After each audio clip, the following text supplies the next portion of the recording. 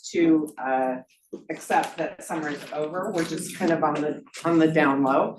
But thank you all for making time to join us in person.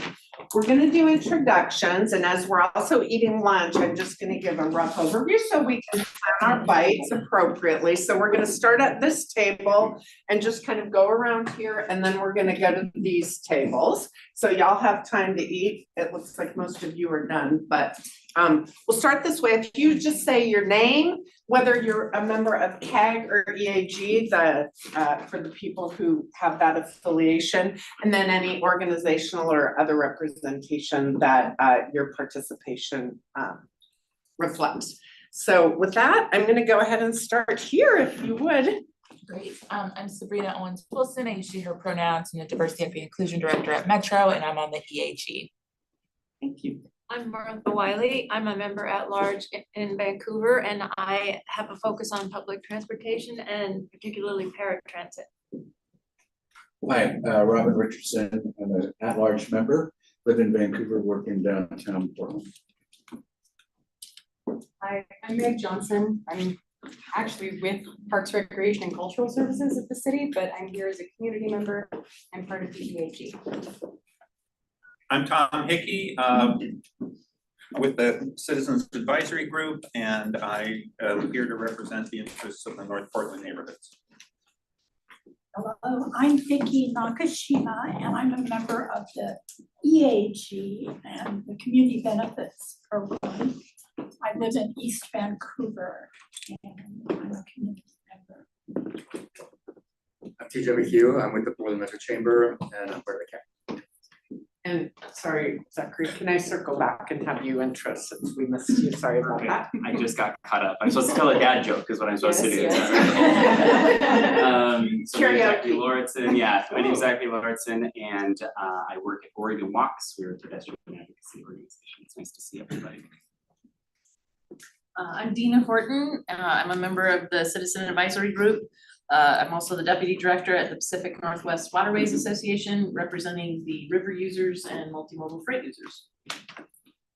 I'm Irina Phillips, and I'm a member of the CAG. I don't know, Community Advisory Group or Citizens Advisory, what it's called. And I also represent the East European Association Coalition, representing the immigrants and refugees from Eastern Europe. Hi everyone, my name is Brenda Martin. I use she, her pronouns. I'm the Capital Project Manager at the City of Portland Bureau of Transportation, and I'm a member of the Executive.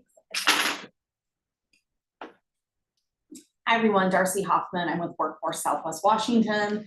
I was on the CAG, I was on the CEAG, but today I'm sitting in for Miriam Holiday, our CEO, who is on the EAG. Great. And I neglected to introduce myself as I asked everyone else to do, so not to be championing exceptionalism. I'm Lynn Ballanter. I've been with the CAG now. I've been with the program representing CAG as a co-chair for 5 years now. So it's been half a lifetime seems like. And I represent the Washington side of the river. I changed jobs while I was doing this, and so I now work in the Portland area at Reed College, but I live in Camas, Washington, so I'm now that bi-state commuter. If we can just continue on with Lauren and get started. I'm Lauren Scheimer. I'm on the Public Affairs team for IBR. I'm Morgan Maioli. I'm an urban designer with IBR. Roberta Suzette Hunt, and one of the facilitators. Sam Jones, landscape architect for IBR. Katie Belliconi, also part of the IBR Public Affairs team. I'm Tom Osborne, project architect for IBR.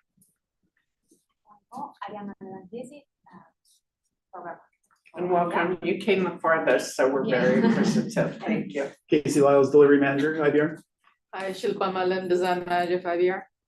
Steve Katko, part of the engineering design team for IBR. Paige Schlup, assistant program administrator for IBR. Brenda Torres, Saragusa, community benefits team for IBR. Hi, folks. I'm Craig Stroud, general manager for Metro's venues and expo centers in my portfolio. Everybody, Nolan Leinhardt, urban design team for IBR. And not to call you out, but I'll call you in if you wouldn't mind. Introduction. Just name and I'm Kevin Vaughn. I'm with the City of Portland Bureau of Planning and Sustainability, City Planner. Great. So welcome to those who have joined us who are not here in person. We're not going to do those introductions, but again, thank you all for being here. Lisa? Great. I wanted to just take a minute. My name's Lisa Keohokalole Shower, and I'm one of the facilitators. We have our project manager who is here today that I thought was just gonna be able to pop in real quick. So Christina, I would love for you to just introduce yourself. All right, hi everyone, I'm Christina Martinez, I'm the program manager for IBR. I'm maybe a little bit representing Greg Johnson today. Greg wishes he could kick this off. We're really excited to coordinate over the architectural elements for the program moving forward. So this is really exciting. It's starting to feel real for us. Greg wishes he could be here. He's actually in Minneapolis right now presenting to MASHTO, which is the Minneapolis, State Highway Transportation Organization. So kind of kicking us off. Thanks everyone for your participation. Looking forward to hearing what comes out of today. So, yeah. Thanks. We're glad to have Paige here as well, who will do some closing remarks for us towards the end. Fabiola and Hannah are also here. They haven't been able to introduce themselves, but part of the project team that make all of the advisory groups move forward. So I wanted to also mention this meeting is being recorded. So those that are in the room, just so you know, it's being recorded. We really take trust and transparency to heart, and we want to make sure that we're being as inclusive as possible. Jarena, I know you just took a bite, but I think you just walked in while you were grabbing some food. Would love for you. I'll come back after my intro slides to have you introduce yourself as well. So let's go ahead and just get started. For those that are watching online, we have closed captions in English and in Spanish. They're available within Zoom and YouTube. You can go ahead and follow the link to be able to access in a separate browser window, English and Spanish captions.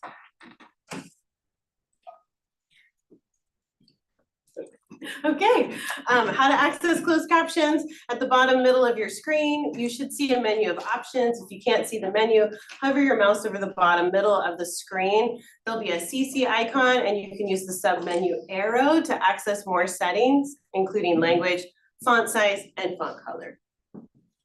We have ASL interpretation today. For those in the room, you're able to see the ASL interpretation. For those on the screen and watching through YouTube, you'll also be able to access the ASL interpretation.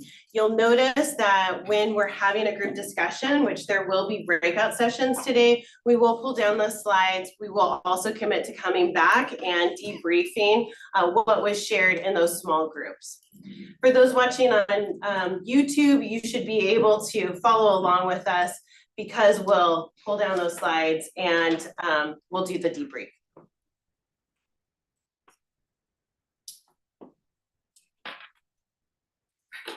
Public input instructions. We'll have an opportunity to provide brief public input later in the meeting, probably around 2:30. Verbal public comment will be welcome in the Zoom webinar during this time with the option to turn on your web camera.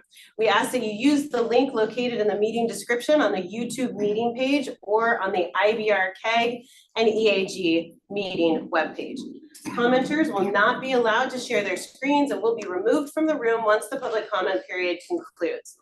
You may call in if you're not accessing our meeting via Zoom by dialing 1-669-900-6833. And we will go through these instructions as we get closer to that time. All right, so we're pretty excited to have today's in-person workshop, and we have a lot to cover. For those that are in the room that are presenting, I would ask that you use your big voice so that those in the room can all hear and those online are able to hear you as well. So with that, I think it's time to introduce Casey and Shilpa so they can go through a bit of our overview. We're glad to have both of our design team managers here, Casey and Shilpa. Thanks, Lisa. So we appreciate you coming back today to participate with us in the second round of our architectural elements. We're working on our, of course, guidelines for programmatic architectural guidance. We've done previous work within the Columbia River Crossing Program, our project that worked with the community, as well as we had an urban design advisory group. The work that came out of that is still useful today, but we want to make sure that we're getting present day feedback information for the program. As you know, we did this series of workshops last month and today, this month, with our goals of getting feedback as we develop the guidelines for the program. That your feedback will be used to help influence and inform the guidelines that we're using for architecture. And those guidelines will be incorporated into our contracts as we move forward. Next slide, please. Some of the things that we're doing now, the things that we're showing now assume, just for simplicity and efficiency, is a single level bridge. We know that NEPA includes a stack bridge as well as a movable span configuration. But we're just showing the fixed bridge in that. Our guidelines are intended to be mostly universal, but there would be potential changes if we use other methods as we move forward. But a lot of things will still apply across any of the configurations or types. This is not a process that is selecting a bridge type or configuration. Other things that need to be considered in this process are things like how are elements within the program maintained. For instance, how do we work with our maintenance for those that are maintaining facilities, whether it be the local agencies or the DOTs in that.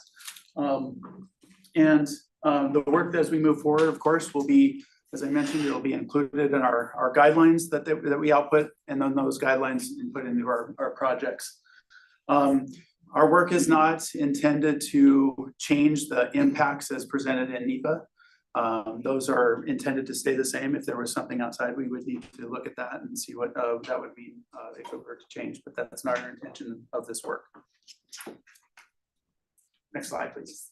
So we also wanted to take a minute to talk about cultural representation.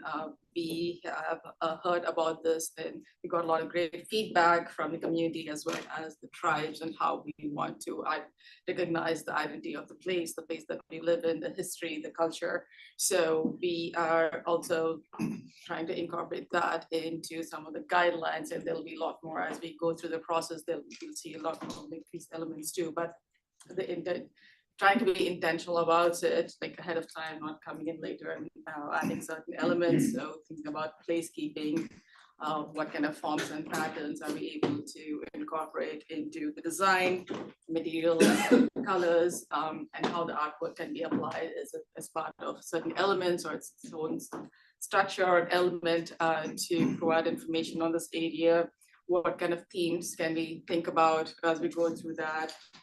The plants, like native plants, like what's been here, what's here since hundreds of years, animals and other traditions. So those are some things that we're thinking about. Next slide, please.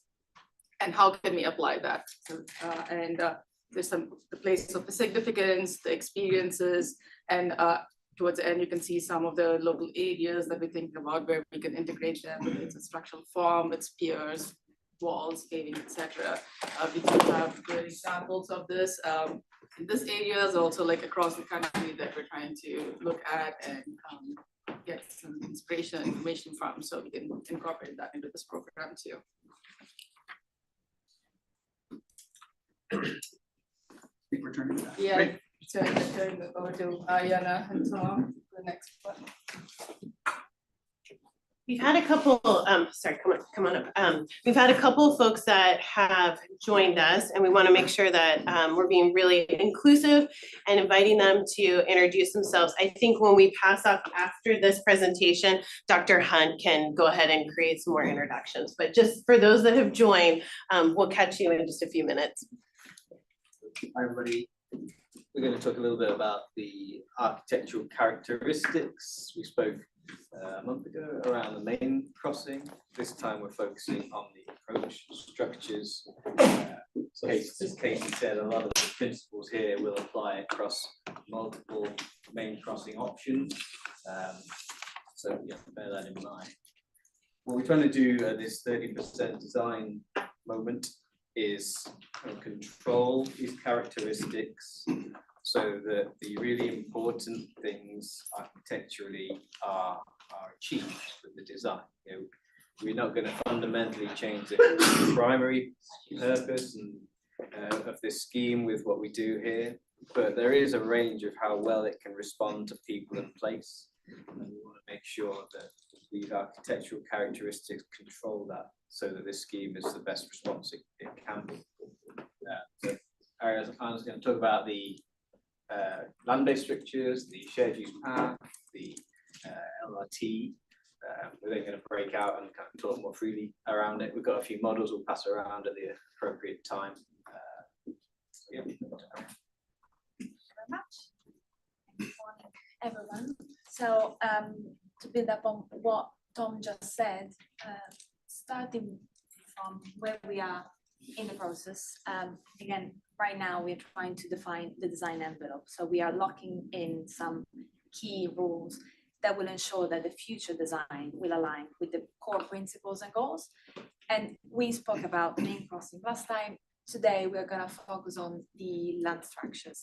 And even though we often think about the main crossing as the centerpiece of the program, the land structures actually matter even more than the bridge itself. And that's because they're going to influence the user experience the most, and they will define how successful and well used the whole program will be. So the components of the land structures are many. We have the shared use path, the LRT, the roadway land structures, and these three are the three elevated structures. Alongside them, we have the upgrade components, which are the walls and landscape that later Morgan and Sam will tell you more about. So we've seen these slides already, but it's worth bringing it up again. All the colors that we see are representing different design packages. So we can see that the Columbia River Bridge has one color only, but we have plenty of parties involved on land, and that's to highlight the complexity, both in terms of their geometry, but also in terms of how they will get built. So a key role for the design envelope has is about ensuring consistency across the whole scheme and make sure that these different design packages won't be visible. So the final effect will be a single structure, which is a single family of structures, a holistic design with every single component that is coherent longitudinally throughout the whole program. So the final effect is like a series of interwoven threads, each of them with a thoughtful approach to people and place. So how do we make sure that this actually happens? We recognize that we can't design the bridge without thinking about the place. If we do so, there's a strong risk for the bridge to feel completely disconnected from the place. Or the other way around, the bridge could impose itself on the place to the point that it splits it into isolated places. So as Tom was mentioning before, we are now trying to control fundamental characteristics to ensure that these won't happen, but to maximize the opportunities for the place to then influence the bridge design. So again, they can't be considered separately. We must weave them together. And to do so, we are taking advantage of two different perspectives, which are the view of, so how the bridge sits on the context and the landscape, and the experience from, so how us as users are going to feel on top of that. These two will be applied to all the components, and they'll make sure that we can understand how a different variety of users will actually experience the whole program. We're going to apply this approach to every component, not in isolation, but as a strand of a thread that we see the scheme to its context. Can you speak up a little louder? So we're just hearing on the, sorry, couple things, because we're doing hybrid. Try to limit what happens on the tables and speak as loud as you can, because the live Yeah. stream, they're not hearing you as much as they'd like to. Thanks. So we've spoken already about the sandwich concept. So from an architectural point of view, we are giving the design priority to the edge structures. And these are the shared use path and the LRT that alongside throughout the whole program, they see the two sides of the roadway, and they can give us a series of benefits if we give them the right design care. A series of benefits that we'll see in the presentation will apply to like wayfinding tools, but also like welcoming the cross connectivity, so making the threshold softer. I think they're particularly important for these land-based structures, because if you're stood on the waterfront or really in any location on land looking up at the bridge, firstly, you're probably out of the car. And so they're going to be the modes that you may wish to use. And so they're going to be the elements of the scheme that you look to go, how do I get up onto that shared use path, or where's the station? And so if you're in a car, you can follow the roadway signs, and you're going to be well taken care of by sat-nav and things like that. But these two aren't just the kind of edges of the scheme, they're also the tools that we want to use to say that this scheme is for you looking down towards the users on below the structure, rather than just a vehicular scheme that's all about getting cars across the bridge. So starting with the SUP will have to be an attractor, and that's because it's gonna carry the most vulnerable users throughout a complex program, and we must ensure that it promotes its use and ultimately the active mobility. So it needs to be an attractor despite its considerable length and despite the complexity of the surrounding structures. It's much easier to design a bridge that is fully pedestrian. In this case, we are talking about a single lane of a way more complicated program that is strongly vehicular driven. So we must ensure that the shared use path will actually appear designed for people. And in order to do so, it's not simply about like putting some painting a standard structure. It will need to respond to people and place. So that's where the ribbon concept comes up. That's the concept we are trying to, through the SUP, evoke a ribbon form. So a continuous line that we can follow throughout through complexity. And in order to do so, it would need to be designed at the right level of detail in all its parts. One of them being the vertical supports. So we mentioned the complexity in terms of like its alignment, and the scale compared to the rest is quite small. But we can take these to our advantage and define a hybrid support system that will use the structure that is already on site. So in some circumstances, we have the shared use path that is an entirely independent structure, and that would allow us to design an elegant single pier. There might be, in some cases, it will loop under the main lane deck. And for these, we are still testing the feasibility, but there might be an opportunity for it to be suspended, so to remove some piers from the ground and declutter potentially the space. And we have a spiral ramp at the end where we can group the piers so we can support a stack arrangement of decks, limiting the number of supports.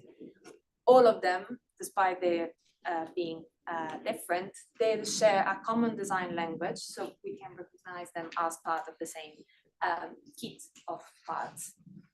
And what we see here on the screen is one potential design for it, where we can recognize that they're all different, obviously, but they share some similar detailing that it will make them part of the same family.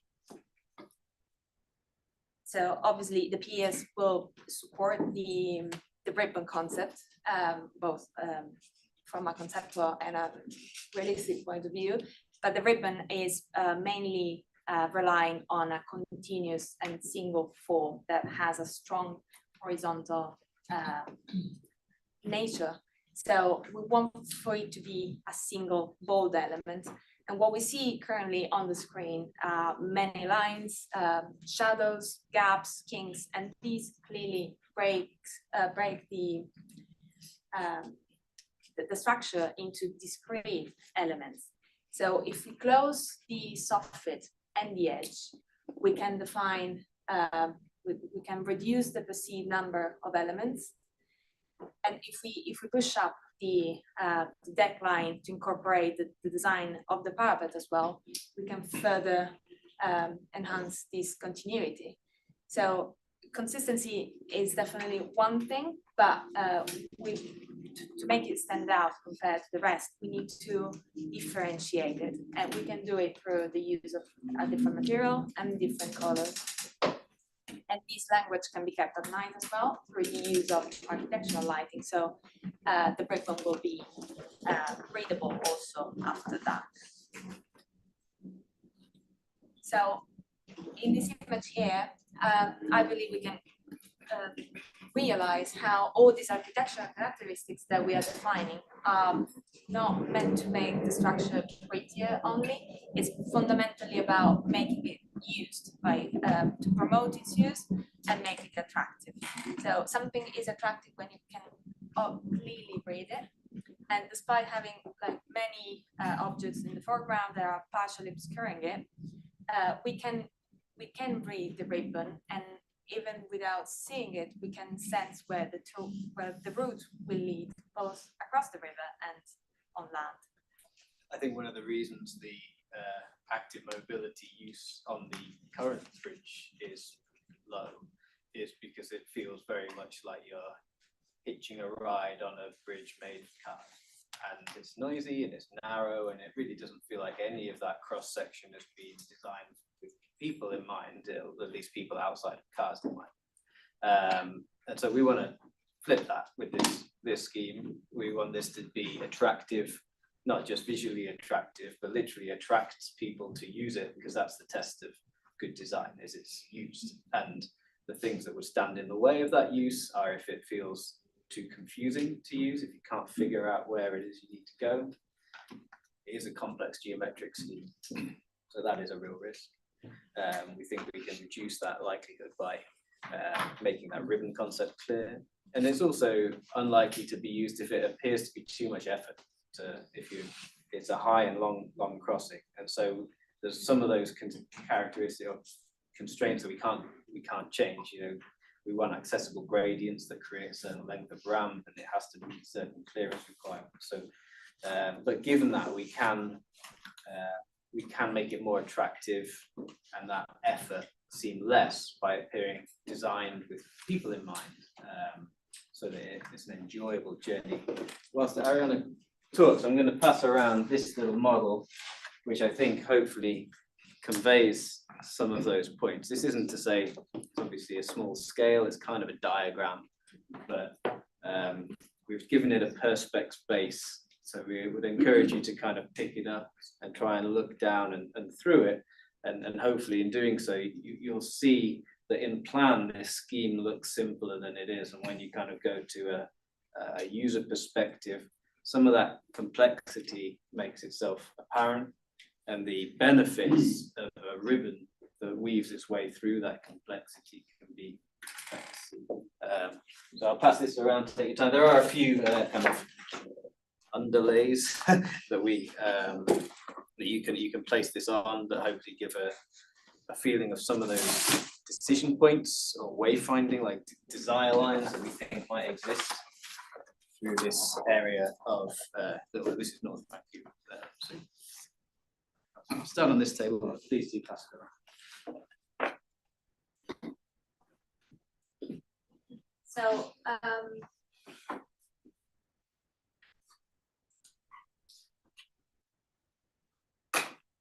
as Tom was mentioning, human scale is key for the shared use path, and it must be ensured on the deck experience as well. So in order to do so, we can use the parapet, which is going to be like the element that is constantly there for along the whole journey, and we are mandating a high quality parapet design. One option might be an array of vertical posts, and as we've seen before, that can help curate the views, so it will appear, when you look perpendicularly to it, it's gonna allow for open views, but while you move along the shared use path, it will partially obscure them, and that will give like a dynamic experience on deck, but also will improve a sense of safety. Another element that we are adding to that is integrated lighting on the handrail, and that would again guarantee like safety at night, but also maintain the ribbon concept on deck after dark. Another great benefit of these kind of parapet design is that it can allow for some flexibility while adapting to different constraints. So an arrangement like this could address the needs of cyclists and pedestrians, but we can also like transition smoothly to a taller arrangement to incorporate like a throw protection barrier on top of the NSF. The vertical posts define also a very clear freedom, and the gap in between the posts can be used to incorporate some special units, some elements that can be info panels or artworks, and they will appear as part of an holistic design rather than an afterthought. It's a long journey and people will need to pause on it. And so these kind of moments that are created to offer new views of the surroundings, particularly with a good vantage point, no high parapets on the bridge, and the continuity of that experience allows you to kind of mark your journey with several moments. And then those moments become opportunities for storytelling and artworks to kind of, so this whole scheme kind of becomes a bit of an opportunity to continue some of the messaging and information that has been seen either side of the bridge on the waterfront development here. So thinking about it like a street that happens to cross the river with different moments. What Tom is just saying, we can see on the screen right now. We are on the SUP on Hayden Island looking north, and we can see these special units on the foreground. They give a nice human scale to the whole SUP environment, and a person is standing there, so it posed. So as Tom was mentioning, it's an opportunity for them to simply have a break and enjoy the views. So the key role of the SUP is not just about like making people allow to cross the river, but they're also attracting people. The SUP is defining new viewpoints, new experiences. So it's a great opportunity to attract people to places that are currently underutilized. Moving on to the LRT, the LRT will define one of the main phases of the crossing, and because of its consistent elevation and placement compared to the other structure, it will be the most prominent elevation, the western elevation really, and we can use it to our advantage to define to a clean edge. So that would be achieved through a very simple design that minimizes the number of elements. And the following ones are a series of steps that are like trying to explain some design moves and what they would achieve to make the structure simpler. So the one that we see on the screen is a standard structure. We can review the PS design so that the cross set and the column don't appear as two disconnected elements, but we can integrate them, and the final result will be one element rather than two. We can partially declutter it by replacing I-beams with closed profiles, so we can give like a clean look from below and from the side. We can incorporate the parapet design into a more holistic edge design so that we can have a clean and sharp edge.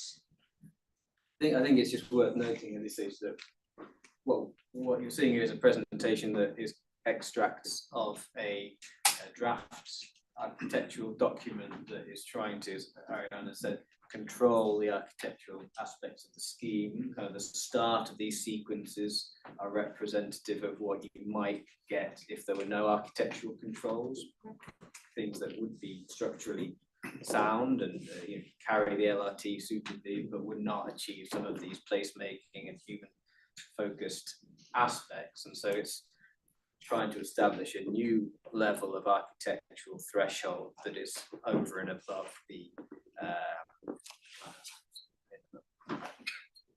more that we can push the structure itself to do by these small but important measures, the less work there is to do after and around the structure to mitigate that structure by sort of decorative mitigation or things that are less integrated with the design.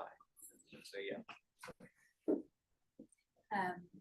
And again, talking about the PS that can be made more interesting with the introduction of a central recess that can break up the mass, give more identity to the PS.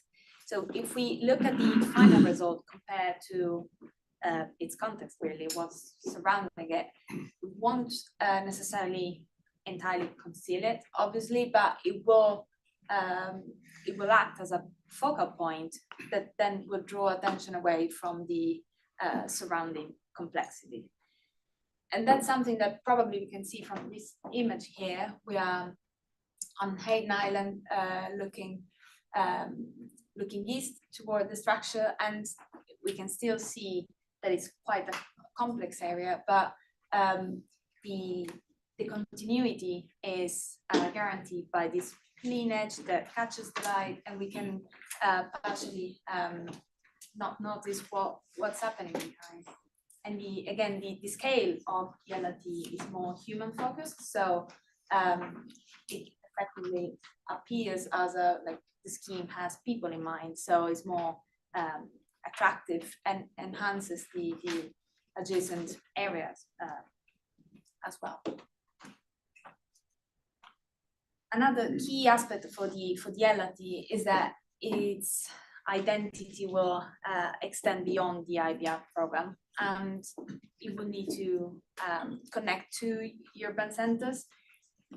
We have spoken about the SUP, and they actually have a lot in common because, as Tom was mentioning, it's one of those structures that has been designed to be engaged with and viewed from below.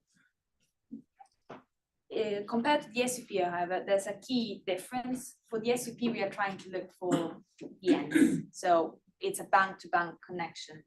The LRT, again, will be part of a wider network, and you'll access it through the stations. So the stations are a key moment in the LRT journey, and even though they're not part of this presentation, they'll be a fundamental part of the whole scheme. And we want to support the special moments through the design of the LRT as well. So the PS can be used as a wayfinding tool to orient people towards the stations.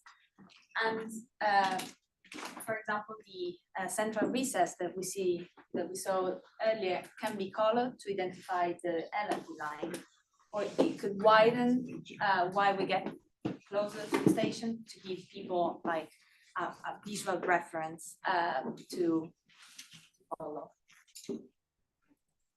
So here we are on Vancouver, and I believe with this image we can appreciate the complexity of the structures, but hopefully we can start to understand how all these architectural characteristics are helping to bring clarity to the complexity. Because even though they all overlap, we can clearly recognize which one is which, and that's because they have been designed with a level of detail that is commensurate to their users. So we can recognize the LRT on the left-hand side with this distinct pier design, their colored recess, and even if we can't properly see it, we can we receive some clues that the station might be just behind us. We see the shared use path at the bottom with this bright color, dense array of vertical posts. So a level of granularity that is more focused on people that move at a slower speed. And in the background, we see the road rail structures, which are simpler than like understated, but yet clean, and vegetations around it. So the more, as Tom was mentioning before, the more we do with the design itself, the more naturally we achieve some key outcomes, such as the wayfinding. And obviously, on a scheme as geometrically complex as this, there's an awful lot more work to be done in the urban realm that Sam and Morgan are going to touch on a little bit. But yeah, those spaces are only going to be easier to design if the structures above them are kind of looking down to those spaces, kind of responding to the urban realm below and around it, rather than just holding up a highway structure above it. And that kind of level of responsiveness is kind of a key part of what we can do with the structure itself, that is only going to be further enhanced with the landscape and urban realm that weaves around. So again, the edge structures are vital to the scheme and they achieve some key benefits, but more than the wayfinding and more than the east-west connectivity, what they will really be connectors. So they are gonna make sure that the scheme will be responsive to people and place. As user, you are like, these structures are the ones that you're going to use the most. And again, they make the scheme appear as connected to the site rather than being there to simply hold up traffic. So if we design them carefully, we can make sure that the scheme won't obstruct the east-west connectivity or in general the urban realm around, but it will allow for like a fluid movement underneath. And we've been to the waterfront a couple of days ago, and it's incredible.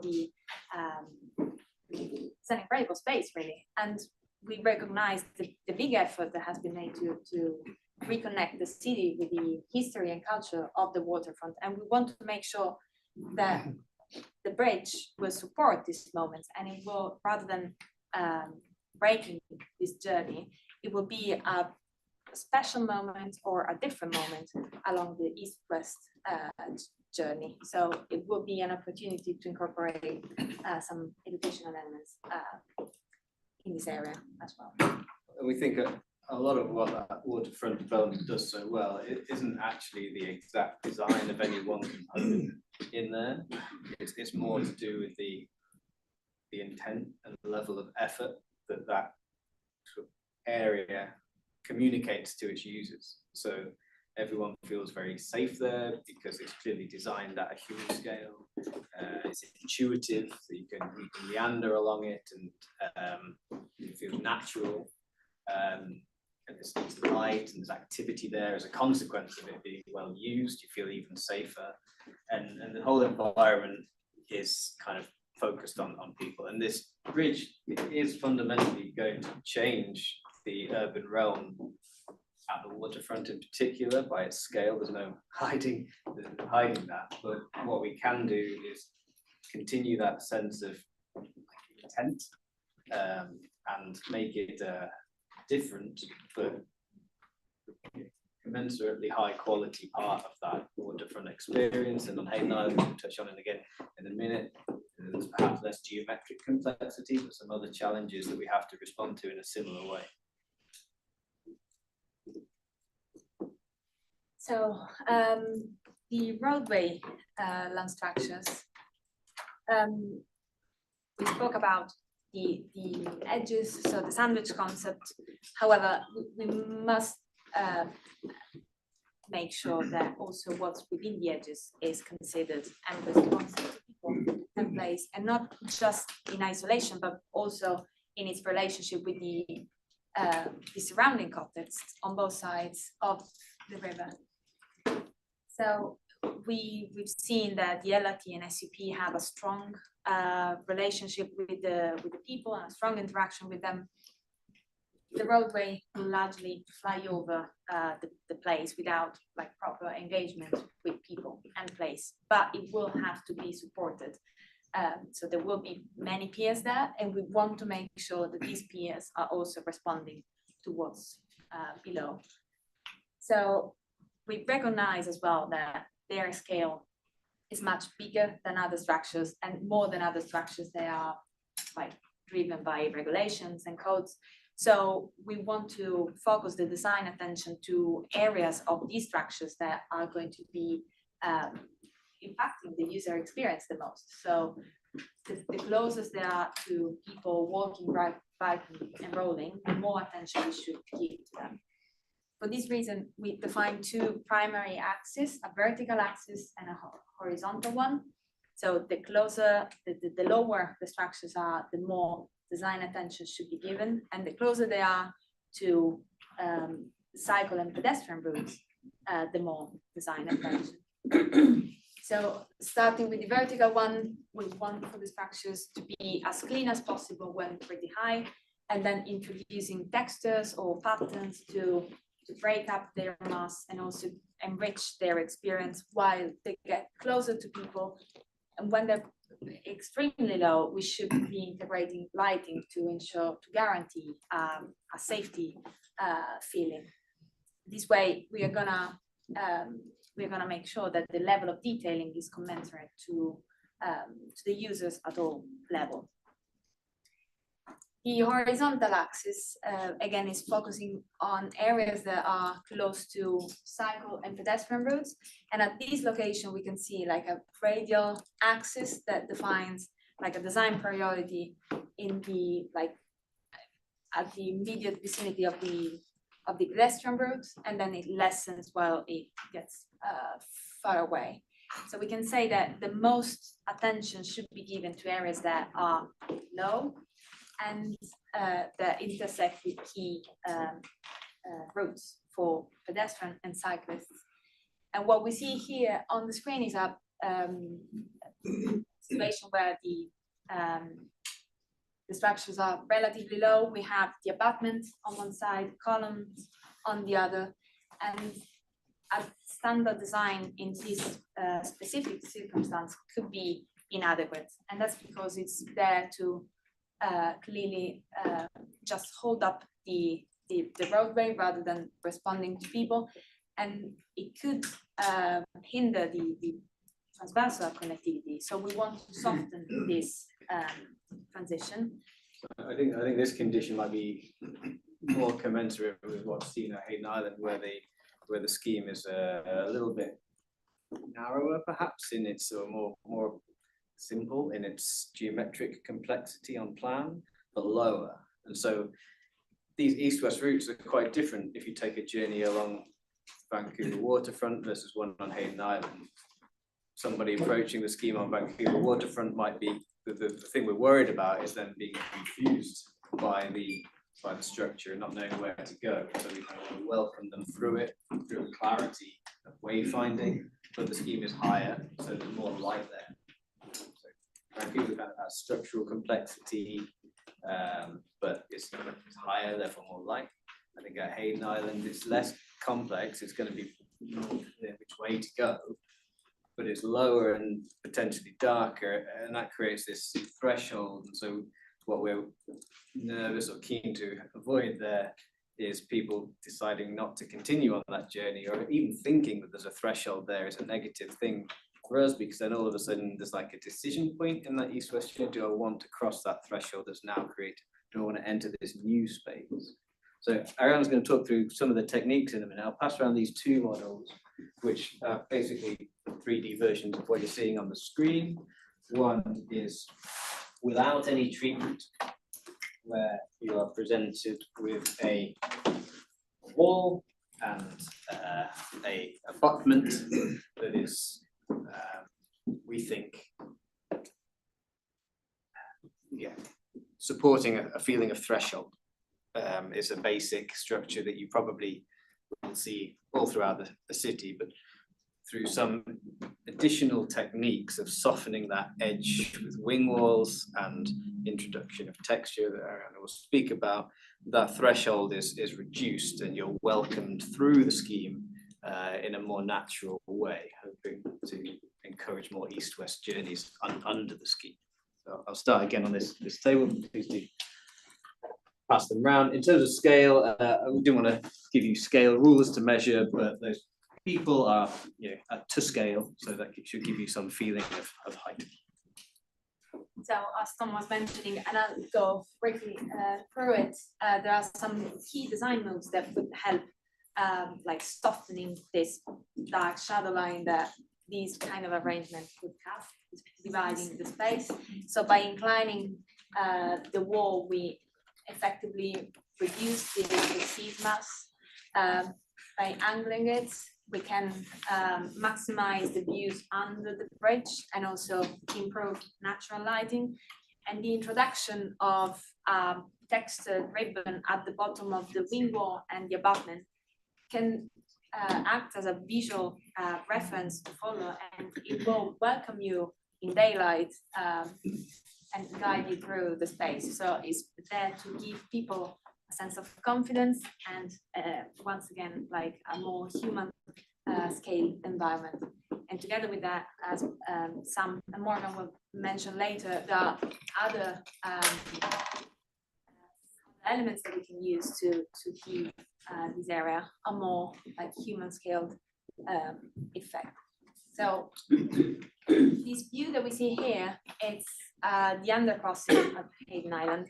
And again, as Tom was mentioning here, we're going to be pretty low. The undercrossing will be quite long. So we are trying to maximize the sense of safety, and we want to avoid that people will question whether to cross or not. So the main design attention would be given to the soffit and the abutment wall. We can see here we introduce some vaulted pattern that is cladding the I-beams, so the effect is a nice refined soffit with integrated lighting, so it will improve a sense of safety. And this textured ribbon at the bottom, again, is guiding you through the space. I think the message here is that whilst it is a challenging geometry, being kind of low and wide, it isn't necessarily possible. It's totally possible to achieve welcoming, safe spaces with that geometry. In the same way that this room is quite low and wide, but we all feel safe and comfortable here, because these surfaces, and here we really have three key surfaces, the ground, the wall, and the soffit. These surfaces are well lit, clean, designed with us in mind. And we think this is never going to be a space that you linger in. You're not going to have a picnic under here, but it totally can be a space that you feel safe continuing your journey through, provided those surfaces are designed with people. So consistency is the last of the principles, and we want to make sure, so the roadway will be extremely complicated, and they'll have to respond to different structural requirements and site constraints, but we want to make sure that these differences won't appear as obvious. So if we zoom in into Vancouver, and probably the model will help you with that, we can see a very complex set of structures. Some of the piers will be integral, other will need to accommodate expansion joints. So we'll have like a different arrangement of cross sets that, together with that, we have varying number of vertical elements. So depending on how wide the deck that they need to carry is, the site constraints. And it's not just about the number, but it's also about their relationship with the horizontal elements. So we're gonna have like a very different set of structures, and that can appear confusing and potentially unpleasant from a view, like common view from below. We've seen with the main crossing that grouping the piers can help rationalize the space and like reduce the sense of a forest of piers. Here, however, the geometry is much more complicated, and we need to move away from that strategy because like grouping piers is not always achievable. So we are defining a new strategy, which is define a clear hierarchy. And rather than forcing the element into a single object, we are giving some like design emphasis to one element only, so the vertical one. So the key is about decoupling them, and we fade to the background, into the background, the horizontal one, so we can effectively achieve like a consistent look, and that would allow to like overlook the inconsistency in their placement. However, their scale is still considerable, so they must be designed with people in mind, and we will need a second step, which is integration. We want to make sure that the columns don't appear imposed upon like the place from the bridge, but they are fully integrated and they're grown up from the ground and fully rooted with the identity of the place. So that's our final image here, and we see one potential for a space under the structure. And once again, despite the complexity, we can start to see the benefits of the architectural characteristics. We can recognize the SUP on the left-hand side, the roadway land structures on the right. They're obviously very different in scale and geometry, but we can recognize some common language. The Y-shaped piers, they make part of these two structures, part of the same family. The roadway land structures, beyond the scale, they're trying to touch the ground as gently as possible. They are well coordinated with the footpaths and the landscape, so they influence the ground as much as they are influenced by it. And with this, I want to bring up again one key principle that Tom mentioned earlier. What we are trying to do with this design envelope right now is to define the key design moves that will define a minimum architectural threshold, and that's gonna guarantee a space that feels safe, consistent, and comfortable. However, for it to be enjoyable, we will need more work, obviously, and that's like a shared effort, partially done by other disciplines, but mainly done by future stages of design. So we must keep considering the integration of the structures with the urban realm around, not just us now at the 30% design, but all the way up to 100% design. We need to guarantee their integration, and that's what will ensure what we believe to be good design. Thank you. So we're going to wait for some more informal discussions in groups. We put a couple of themes just to get conversation going, but I think don't limit yourself to these questions. You know, we think generally the SUP, the LRT, and the roadway are kind of good themes to group your thoughts around. For us, the SUP is really important that it's used. So thinking, getting your feedback on what might increase its usage for all of its users, really very valuable for us to hear. The LRT is about this blend of identity between the scheme's identity and that of the wider city and the line of the LRT itself. And so perhaps looking to other transit networks within the city, what more characteristics are important for its identity. And then the roadway, so like these thresholds are quite important to this success of east-west connections all the way across the scheme. And what can we do to create positive spaces, kind of recognizing the complexity of geometric challenges that a scheme of this scale has.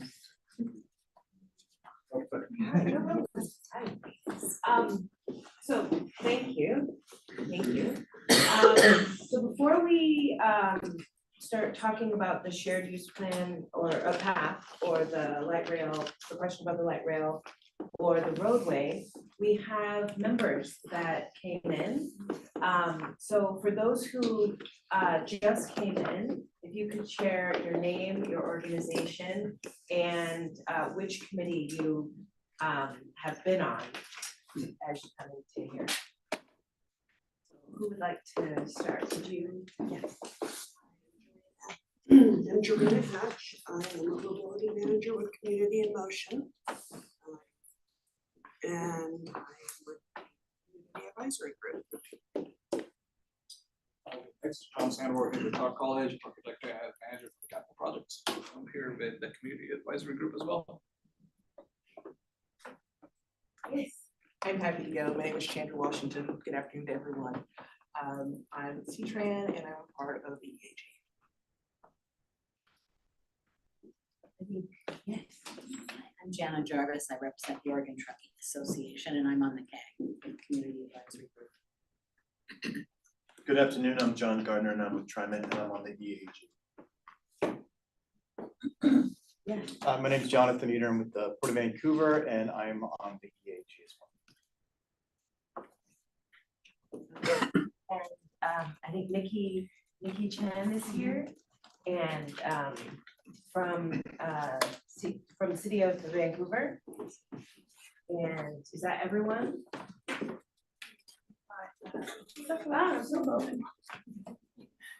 So if you would just briefly introduce yourself to the group. I'm Sophia. I'm here in this pronounce. Thank you. Thank you. Introduce yourself very quickly. Hi, I'm Nikki Chen. I'm the business partner for the Office of Equity and Inclusion for the entire city of Vancouver. Right, so I think that is everyone. So to move into our breakout sessions. So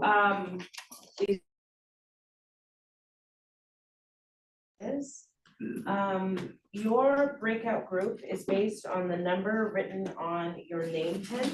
So on your name tent, there's a number. It's letter. Or a letter. Okay.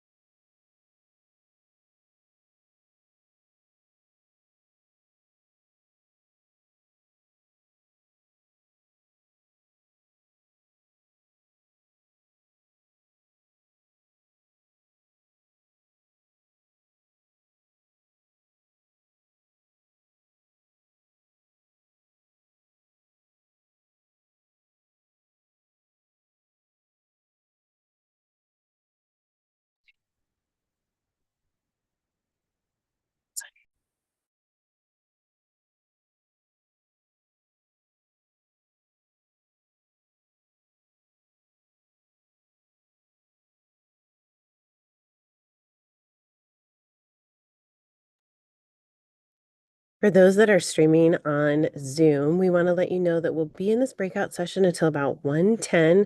Then we'll bring everyone back and we'll do a quick debrief of the 3 breakout groups that are meeting right now. We'll let you know when we bring everyone back. Thank you.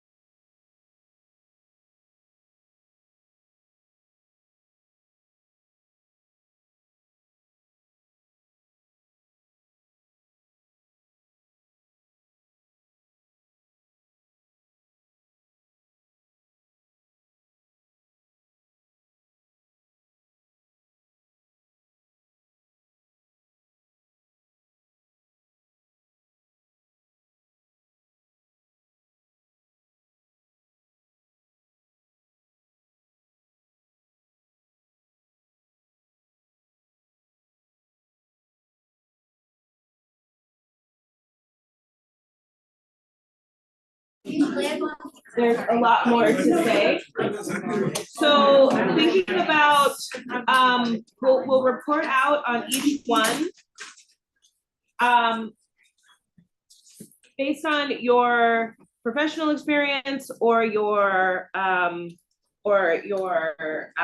lived negotiating of the space. If there's something they haven't shared in the report out, if we'll take a couple more comments, and then if you on your papers that you have, your Post-its, if you will also take some more notes for anything that is not already shared out. And we have not given enough time for breaks. So what we ask is that you take care of yourself. The code for the loo is 2135. Let's go.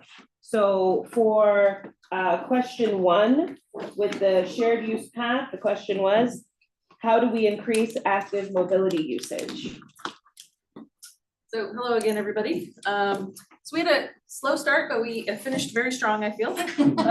So lighting was super important, whether it was natural lighting in between or the lighting underneath the structure. That is super important to help people feel safe and be able to move through and encourage more use. Also looking at things that could be done to help prevent critters and birds and other things from nesting and making a mess as you're trying to get under. Maybe looking at different textural elements and use of concrete that makes it more inviting and helps kind of guide people a little bit easier.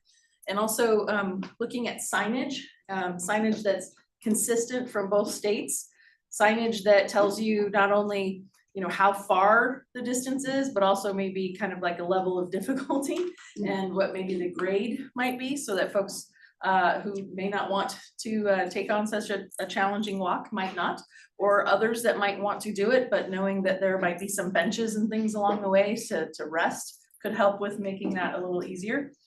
And making it super visible from the waterfront so that it's like an opportunity, a siren call to come and use that as an opportunity to get around and see more things that you might not see if you're just going over the bridge or around it. Let's see here. And then also opportunities for folks to be able to rent bicycles and other things to get across on both sides of the bridge so that there's connectivity there and shared use as well. And then looking at weather resilience and maybe some wind and rain shields in some way that could help minimize the amount of challenges there. Let's see, did I miss anything? Oh, helping with structures that can help prevent litter and homelessness and things that can help or make things feel less safe or make you not want to go because who wants to stand in litter? We want to make sure it's clean. It's something that everyone can feel is inviting and feel safe. So those were the things that we looked at. I believe that's all of them. Okay, great, excellent. Thanks. All right. Anything to add that hasn't been added? Yes. Having just concrete walking or rolling path with no nature on it is a real bummer. So having some kind of native plant structure, small trees or shrubs in planters throughout that will also break up the straight line of the path. Like the land bridge.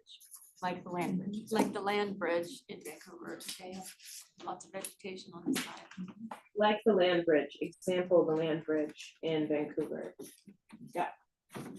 These are not all my ideas. I just want to full disclosure that we at Oregon Walks, we've worked with a number of organizations that have been advocating for active transportation and transit on the bridge. So some of the things that have come out of those conversations are using human-made, but also natural shading opportunities. We know that in the summer, the bridge could be 110, 120, if it's just all concrete across their degrees.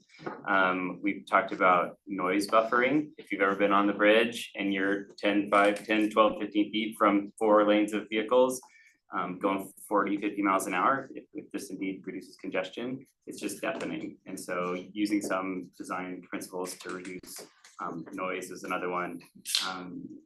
one of the things is if you're a walker and you're, as it's currently designed, my understanding is to get on the bridge would be about a half-mile walk through all those spirals, and there's no elevators to get there. So it's basically inaccessible if you're using a mobility device. And even just for like a fit walker, that's a pretty big ask just to like wander up some spirals. Again, that's just kind of like how we spend our resources. But also another design, so not really architectural, just highlighting is from the bridge right now, the path takes you down to the waterfront. And if you're a walker or a cyclist, you want to be able to get to the library without losing all that elevation and have to climb right back up. We called it the Vancouver dip. And so I think that's another like continue that pathway so it gets you all to the library and you don't lose that elevation. So those are some of the ideas. There's others, but I wanted to highlight a few of the big ones that we keep hearing from the communities of users. We talked in our group briefly about that same question, but I suggest linking the shared use path with the elevator towers that are for the light rail, because they travel within 20 feet of each other. Why not have a platform there that you could step across and engage with the stairs down or the elevator down, put an elevator landing at that point so you can bypass the spiral if you're going directly into downtown Vancouver. I also forgot to mention, but it wasn't really on our topic, I would like to see a distinction between the pedestrian path and the bicycle path. Through a curb, a raised platform for the pedestrians that will keep bicyclists and pedestrians on two separate tracks so that they don't get run over. That's a good idea. Last comment before we move to the next one. That really low, I'm not sure where this goes, but that really low part on Hayden Island where you're talking about how low and you need to have the lighting and all that. Why don't you put some mirrors up there? Because that's how they do it in Toronto like that. I've seen that and it is really effective. It brings in the natural light and it makes it, it just makes it lighter. And they don't have to be glass mirrors, they could be metal. All right, so if you have more, please write them down so we can capture them. And for group B, with the question around light rail, how do we promote coherent identity within city transit network? All right, I'm reporting out for the group. This is Fabiola. We started with a couple questions to better understand coherent identity, just really thinking about that connectivity, and then the city transit network being things like light rail, buses, different ways to get around. So some of the things that we heard was just considering the ease of transitioning between modes. So really thinking about a whole journey, really considering short distances for that ease. And so that was kind of one bucket. Another one is how not to lose accessibility when you have common signage, or if you're really relying on color, how can we consider different textures or contrast to help people that wouldn't necessarily be relying on color, and really again, thinking about the height concern, thinking about safety and path length. So again, all of that kind of going to ease of the whole journey for folks. And another piece that really stood out to me was just thinking about how we prepare and support people to navigate the new structure. So potentially thinking about like, could we have staffing around helping people get to where they want to go? Really highlighting that the models were helpful just to kind of help folks prepare for what might this be like for me in that space. So being able to invest in some of the ways to prepare the public in navigating this new structure. And then we had some examples of places to be looking for, like, how does this actually work out in the world right now, thinking about some TriMet stations in San Jose, hearing some examples of to look there. And then the Mid-Columbia Economic Development District is another place where they're really trying to help with that ease between states. Anything else that is on here that folks want to elevate? All right. Okay. Oh, yeah. Bringing, this is Jarena with Community Emotions. The idea of bringing the walkway up to being more level with transit, I actually think that would go a long way to helping kind of bring those, bring the coherent identity there. Thank you. From other folks? Anything to add? Okay, great, good work. And then group C, the question around roadway, how can we create positive spaces and thresholds, referring to the transition between two different environments, the indoor and outdoor? Yeah, our first 2 points were those points that I made regarding the shared use path, so we'll skip those.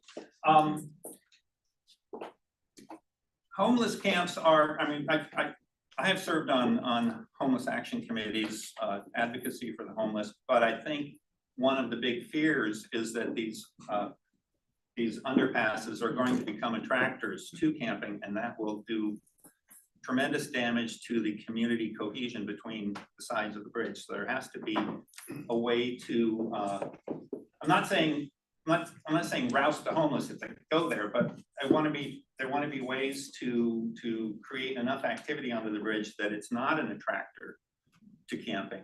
And one of the things we talked about is destinations on either side. So rather than, I mean, what's underneath is great. Now I think the presentation, the idea of chamfering the edges and softening the edges and adding a nice wide walkway with plenty of, with protective barriers, planters, all that is very helpful, but there has to be a reason to cross over, and that's not to go be under the bridge. It's because there's something on the other side that you want. And in the case of Hayden Island, which these models are based on, that is on one side there is residential, on the other side there's commercial. And so how do you create a continuity between those two? One of the things we talked about is to create public destinations within the bridge structure or the bridge structure adjacent areas like skate parks. We talked about a designed space for a farmer's market. Obviously the bridge is not going to create a farmer's market, but they can create a public community area that is intended to nurture a destination such as a farmer's market or a food cart pods, that sort of thing. And then you have the destination of the light rail itself under the bridge. So if you're a resident on Hayden Island, to create continuity under the bridge and right up into the light rail is going to be a great attractor for pedestrian traffic back and forth. So that that ease of access to the light rail on that side is going to be critical as well on the west side. Good landscaping is important, skate park, food cart. What does that say? Light rail. Oh, light rail is a destination, yes. And lighting. So again, we've talked a number of times about lighting underneath. I love the idea of something reflective. Mirrors may be a little intimidating to me, but but something to enhance the lighting inside. And I like the arches to keep. I mean, one of the things about those arches to me is that they're going to inhibit birds. And if you've got 10 million pigeons under there, you've got a problem. So I think that's it. Anything else y'all want to add? Thanks, Tom. I also want to highlight the group had a fun discussion about fun lights, not just for safety, but also kind of for atmosphere. And I just have to highlight the skate park again, because I haven't thinking about what's popular in the community and different age groups and bringing people into the space. Did we miss anything that we want to highlight from our group? Yep, that's the crazy things. Okay, pickleball. Yep. I'm not writing that down. All right, thank you all so much. So we're going to transition to talking about walls.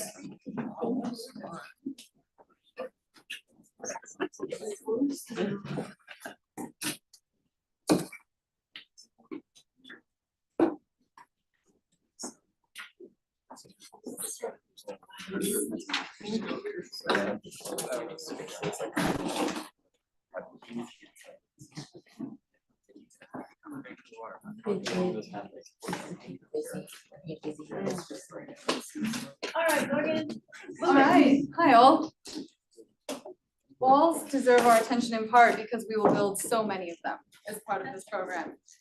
And they will be a major part of people's experience. That experience will be very different if someone is driving quickly in a large vehicle versus moving more slowly through their neighborhood.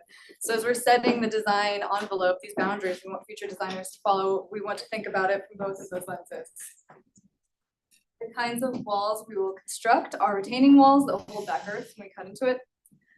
Abutment walls, which night architects talked about a little bit, these hold up bridges.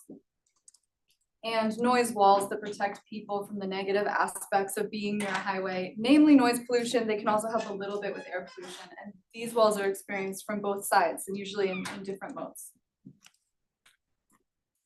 So briefly, all of the principles and goals that we're working off of to design these elements have come from different advisory groups telling us what they thought was important. So you'll see that woven through this one element where I speak about walls.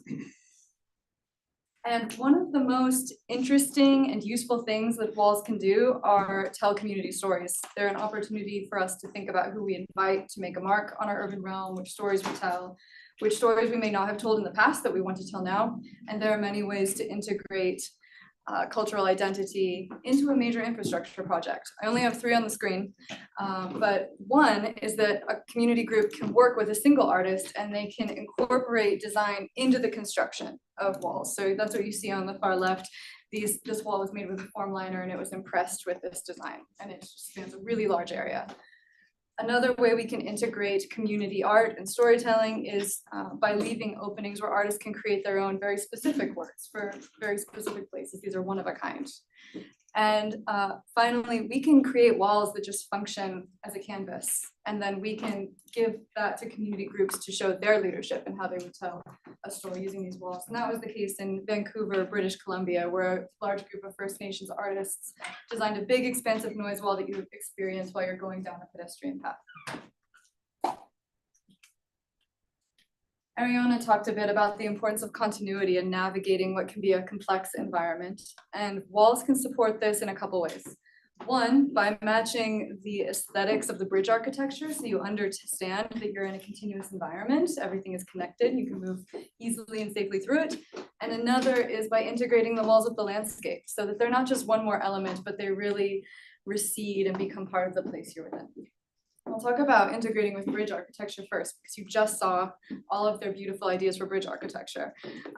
If we imagine that the parapet along the bridge is a lot of tightly spaced vertical elements, we can match that in the texture of the walls as well. So if someone is coming from the ground up over the bridge and down to the ground, it feels like a continuous experience.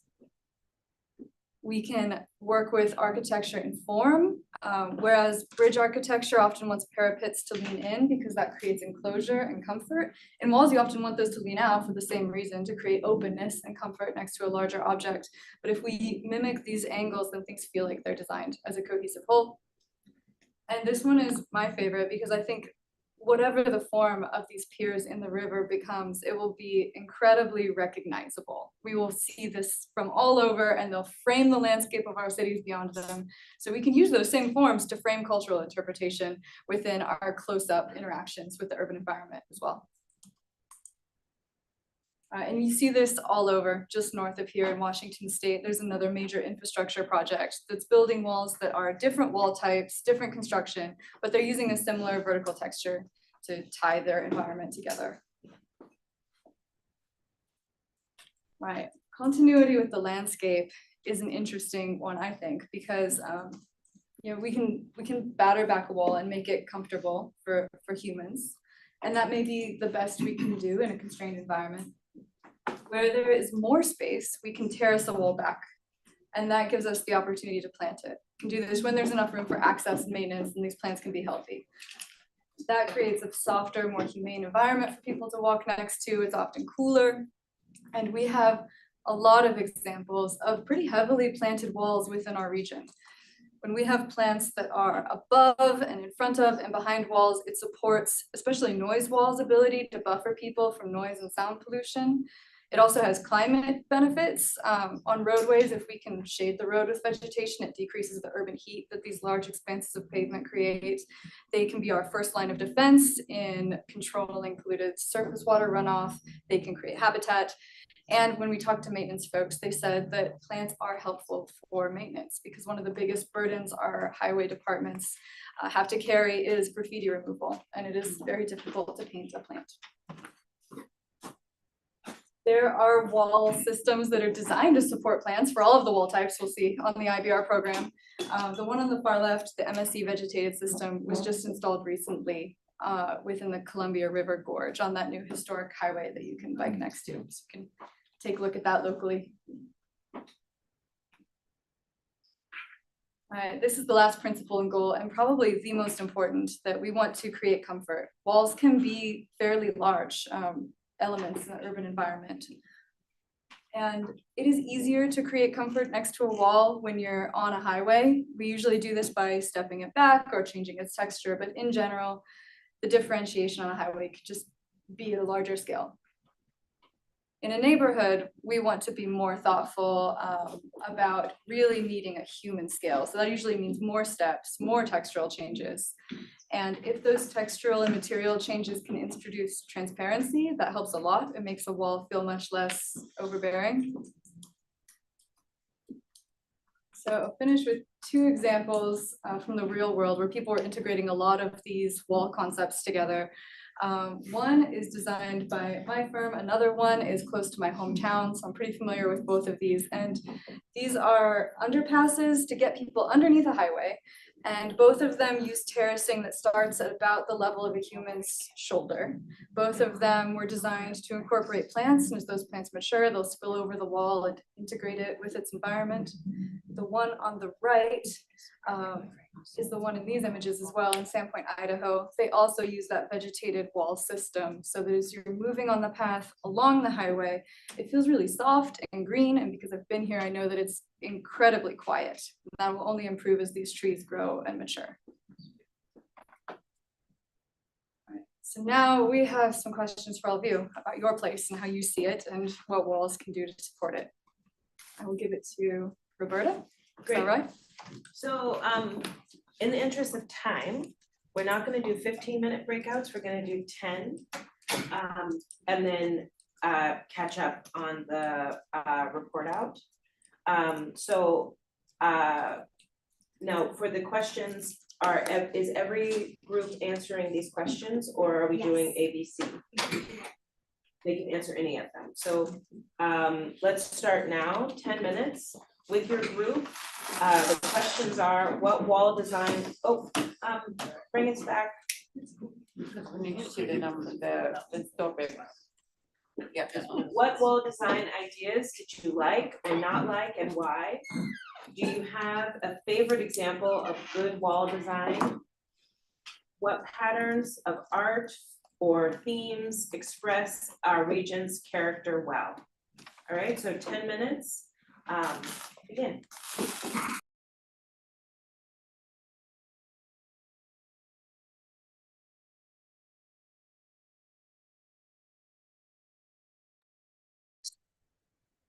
Just a reminder for our online viewers, we'll be pausing the live stream presentation for about 10 minutes and then come back for our report out. Thank you.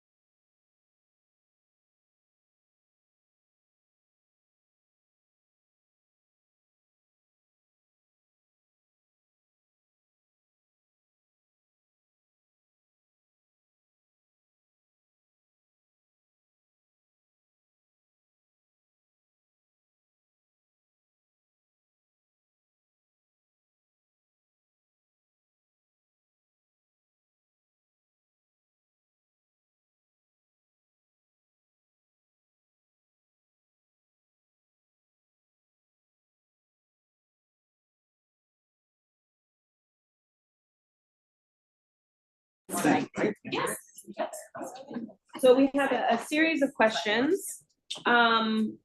So why don't we just start, we'll start with you all. If you'll walk through what you have. And then how about with each one, if you all will either say we echo something or bring some of the pieces that you haven't heard that we want to add.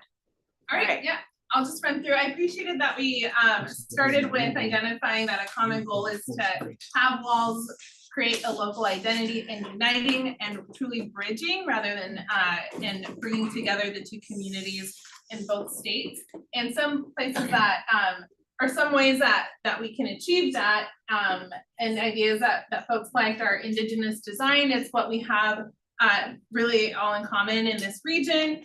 Integration of nature, thinking kind of beyond concrete, noise pollution mitigation, promoting comfort and lowering anxiety. How can walls or the design ideas that promote comfort and lessen anxiety?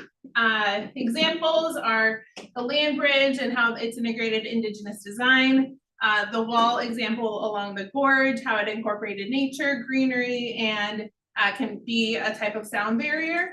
And then Deck Park Bridge in Dallas was brought up as an example. Patterns and themes that express our region's character well: nature, greenery, plants, water, potentially handprints, salmon, and mountains. Awesome. We echoed the land bridge in Vancouver as well. And another example that our team liked was the Tillicum Bridge, also looking to kind of honor Native communities. Other, let's see, patterns that stuck out to our group.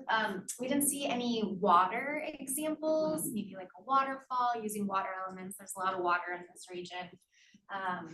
Also connecting to our shipbuilding history and this region's connection with timber and the timber industry.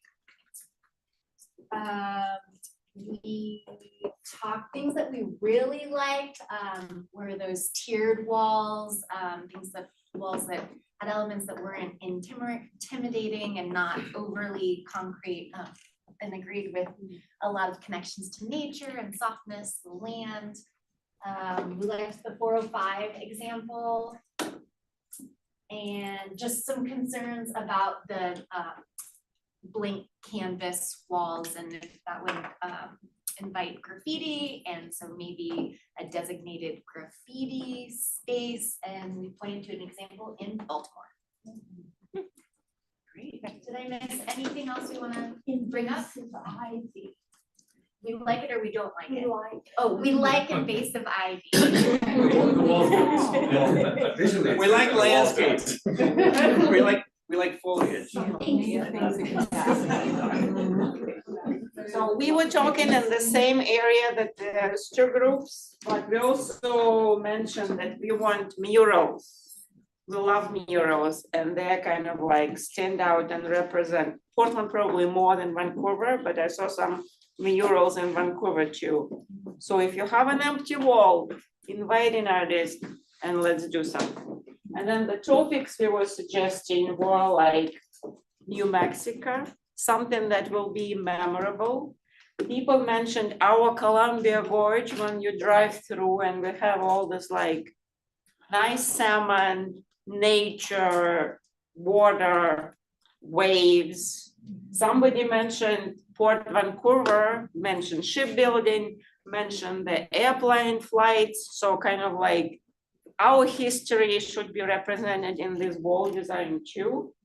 And then I mentioned that I like the zoo tunnel, how they went through the history of the Missoula flood.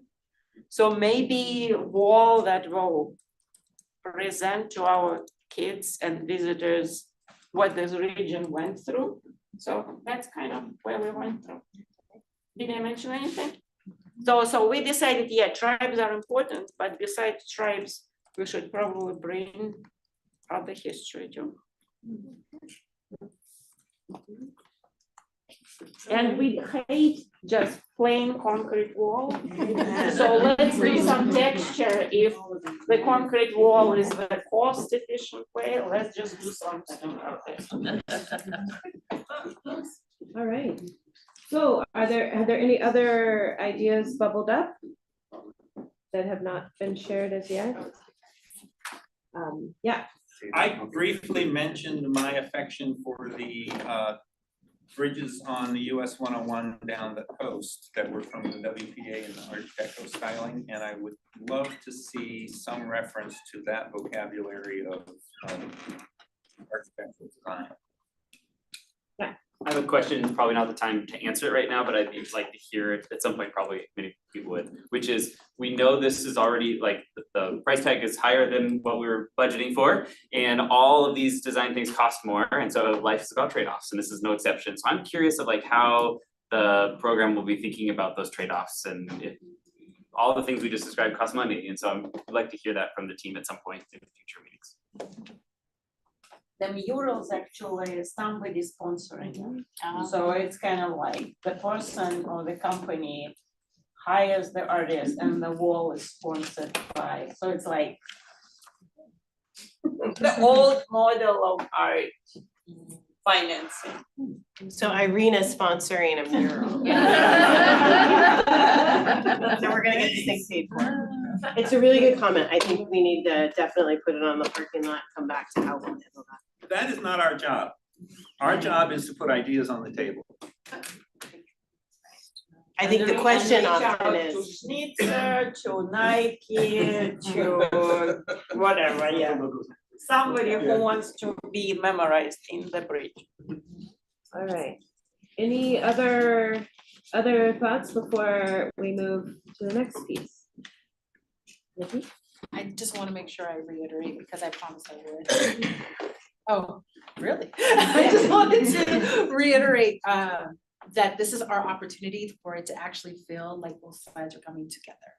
So that could be like a focus or at the forefront of creating the design, because it doesn't matter what the design is, but as long as you're creating a sense of unity, that would be epic for both sides and all to come. Yeah. Yeah, you know, I crossed the bridge the other day, as we do, and I was coming to the park, and then there was Clark College, and I thought, oh, and so there's something about that we're connecting with each other, and as a higher ed person, I'm like, I would love if we could even have like a nod to the different places of learning along the path, or whatnot, because there's real brilliance here. All right, landscape. Right. Thank you. All right, so I'm supposed to stand here, camera there. Okay. So I want to talk a little bit about landscape architecture on the project. You know, I've heard a lot of awesome ideas tonight, so there might be some overlap. You're going to hear a lot of the similar language from the other presentations. You know, we're all sort of pointing in the same direction, trying to create a sort of cohesive environment. So a lot of this is going to sort of be a little repetitious, but.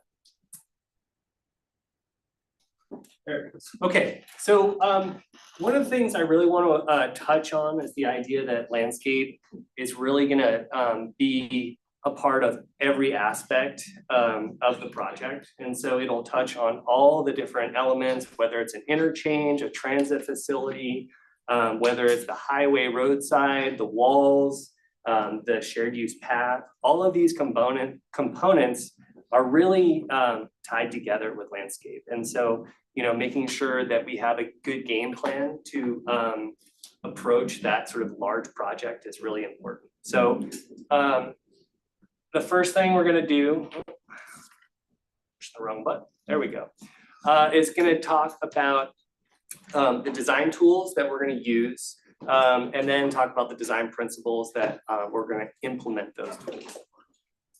So when we're talking about landscape, we're not just talking about plants. We're talking about the topography, right? The shape of the land, how we berm, how we use slopes to reduce wall height, how we use topography for stormwater and that sort of thing. We're also talking about plants in special communities where we have riparian areas or urban environments where we have native habitats or shade and that sort of thing. We're also talking about hardscapes, right? So those places, whether it's circulation or programmable space, and then the materiality associated with all of these different elements. And then we also have site furnishings and how the identity can be expressed through sort of the actual components that are on the site, whether it's benches or lighting, all of that sort of thing. I also wanted to point out the difference in experience when you're either walking or as a pedestrian, walking, rolling, biking, compared to a vehicular traffic. And so when you're moving slower, you have the opportunity to see those sort of finer details, textures, colors. But as you get going faster, a little bit more of the landscape goes by faster, right? And so you have less time to absorb it all. So those are just sort of different approaches to design that we just need to take into account here. And then lastly, from the tools perspective, we want to talk about hierarchy, right? Because it's really important that to remember that we can't put everything everywhere, and that we have to be really specific about when we really design elements for specific places. So, you know, the first priority primary space is the pedestrian primary spaces, sorry. And we're tying these to waterfronts. We're tying these to places where people are gonna wanna be and walk through. You know, those are places that have higher heights of the overhead structure. And these are important places that we can really dive into more design. Then we get into sort of these secondary spaces, and these are really transitional spaces. These are passive areas. These are places where we have circulation, where we have views of the landscape, but it's sort of not quite as built up, maybe not as manicured. And then lastly, we have these inaccessible spaces that are cut off from ramps, roadway, traffic, and these are places that can be a little more wild, can provide a lot of benefits from the sort of ecosystem services, which I'll talk about in a little bit. But they are much more an opportunity for sort of habitat generation, that kind of thing. So with these tools in mind, we're going to get into the principles a little bit. And so again, we're talking about continuity. You know, you spoke specifically about unity, and I think that's a big part of sort of this conversation of continuity, making sure that the corridor in itself feels like a cohesive whole. Then we'll talk about sort of context and then the ecological aspect. So we're going to start with continuity. One aspect of continuity is making sure that we have clarity and consistency. And so you're looking at sort of a bridge diagram that's maybe a little cartoonish, but the important thing is to think about the gateways and the thresholds that we are creating and going through with this corridor. So thinking about state lines or city boundaries, trying to celebrate those with landscape. We're also talking about the tying those all together with sort of more linear conditions of landscape along the roadways, and those are key elements to the design as well. Here's a couple examples of just vehicular gateways, and these are sort of big moments that sort of celebrate place, and they're, you know, good examples of the murals that we're talking about, or just moments that we can really embrace and celebrate. Another aspect of continuity is this idea of clarity and making sure you know where to go. And so if you are in a condition that is sort of complex, the landscape can really be used to improve the wayfinding and circulation, really making sure that you can highlight ways to navigate this space.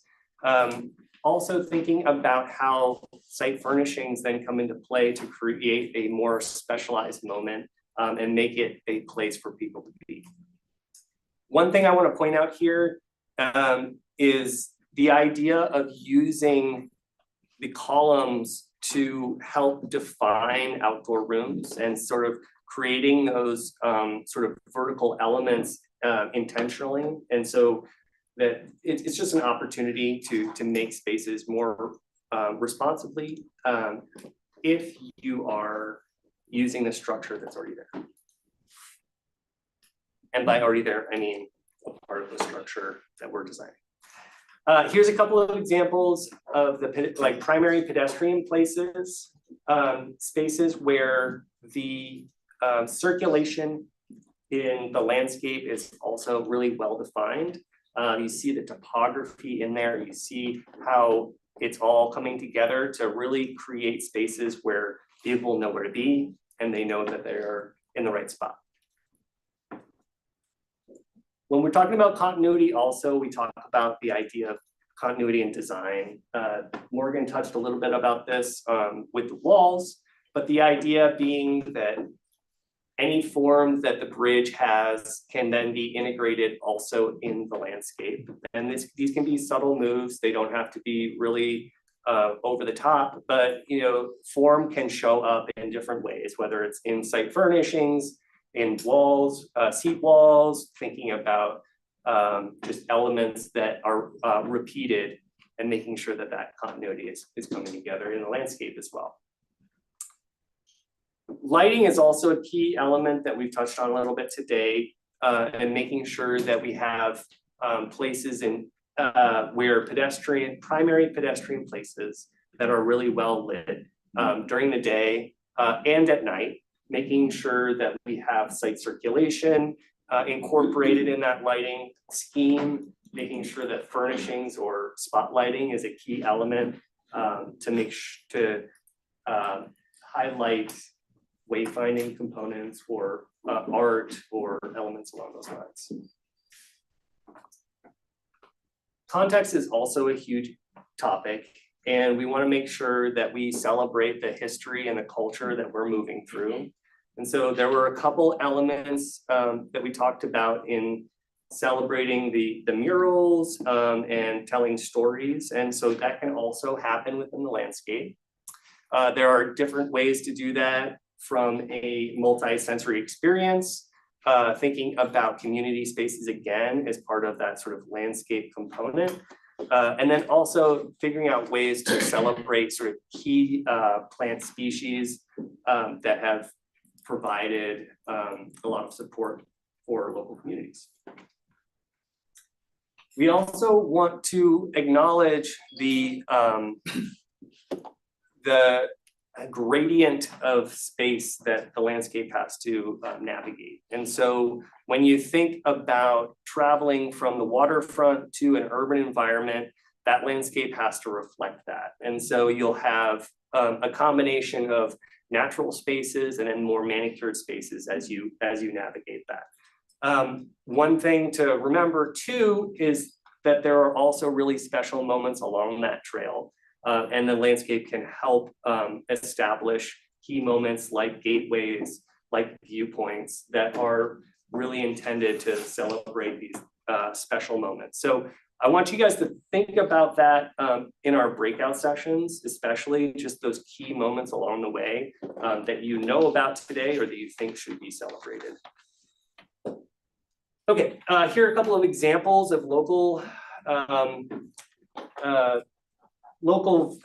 landscape areas that have sort of keyed into specific moments. So, the Fort Vancouver is a good gateway.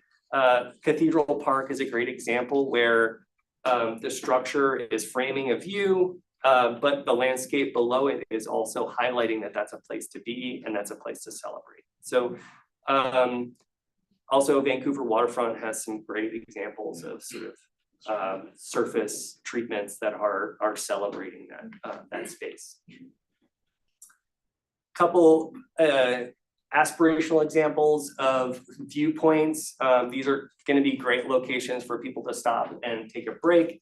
Also a place for people to have interpretive elements that they can embrace and read. Another aspect to landscape is this idea of buffering the infrastructure. And so thinking about how landscape can be at the foreground and set the infrastructure in the background, thinking about how we're not trying to block views of the infrastructure, but maybe simplify views of the infrastructure. Also, large, trees and species can really assist in breaking up those long linear lines of infrastructure. And so creating those moments for your eye to rest on landscape can be important. So what does that look like from a design perspective? Well, we want to make sure that we put large trees in the way or in line with infrastructural like columns and complex locations. Also thinking about how topography can play a role in shaping wayfinding and creating spaces for people to be. Making sure that we take advantage of all the right-of-way is key. And so in places that has less right-of-way, that we have different ways, like Morgan was saying, about walls and retaining, where we can include landscape also, but also just taking advantage of the wide breadth that you have in certain spaces as well. So the ecological aspect of this project is really important, and thinking about how that is an overall goal of the project is to really use ecosystem services to further sort of goals of the project. So thinking about air quality, thinking about hydrology is all sort of aspects of the landscape elements. Some ways that we are talking about the design is thinking about xeric landscaping, where the plants need actually less water to survive in these current conditions. Thinking about establishing native habitats is key. And then also using predictive planting strategies where we want to make sure that long-lived species can actually survive a changing climate. And so trying to pick species that will survive in the future is very important for a large project like this. Also talk about biodiversity and the importance and strategies of biodiversity in design, thinking about all species, whether it's sort of the umbrella species that we all know about, or whether it's sort of the microbes in the ground and the soil health. All of this is a part of navigating biodiversity and making sure we're designing appropriately. Yes. Oh, I gotta wrap it up. Okay. All right, stormwater is a huge part of this design, and we want to integrate it as much as possible. We're thinking also about how the interchanges are an awesome opportunity for ecosystem services because they're sort of larger spaces. We have the ability to do more with the landscape, whether it's sculpting the land, reducing walls, and filling it out with a large plant material, making sure that we have trees and shrubs and that sort of multi-story landscape for habitat generation. Here's just a quick example of that. Here's another example of sort of viewpoints within stormwater facilities, making sure we celebrate their ephemeral quality and sort of celebrate the wet and the dry seasons. And I think that's my last slide. Brilliant. So Go back to one. All right, so I just want you guys to think about the tools that I talked about and sort of how that gets integrated and. 10 minutes. 10 minutes. Okay. So in your groups, you'll answer these two questions. Is something missing in the landscape design? And what elements along the corridor should be celebrated, highlighted in the landscape? So 10 minutes in your groups. Thank you.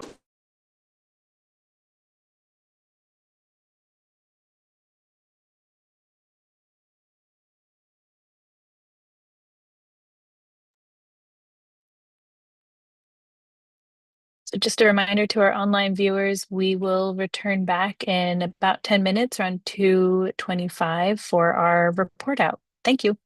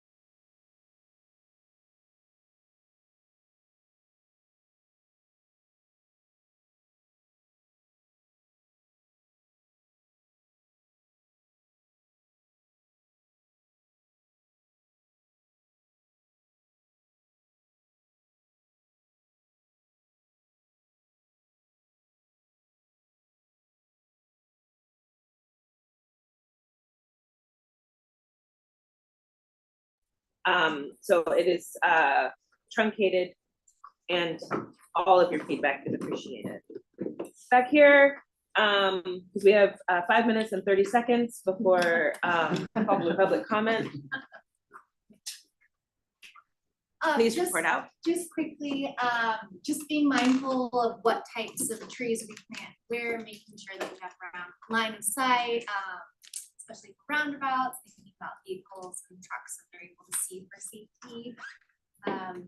Celebrating the taste of fish, thinking about wildlife, there's an idea about wildlife crossing.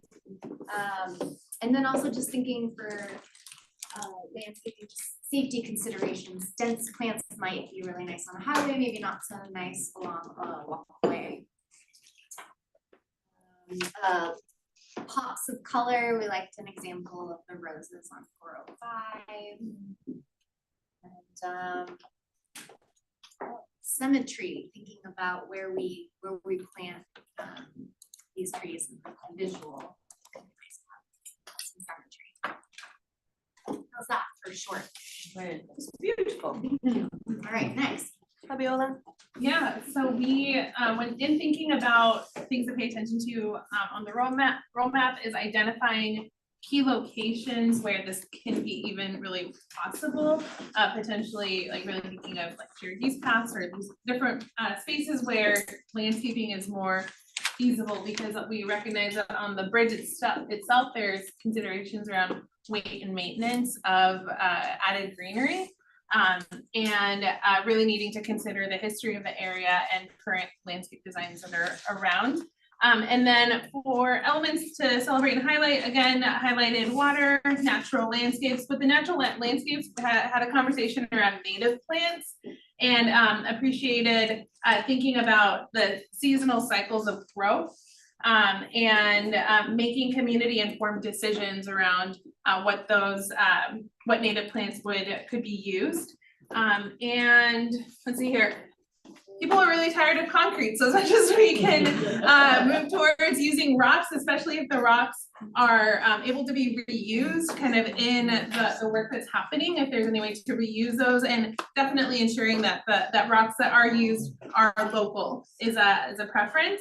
Emphasizing tiered design as much as possible to allow for the built elements to kind of integrate into the natural landscape.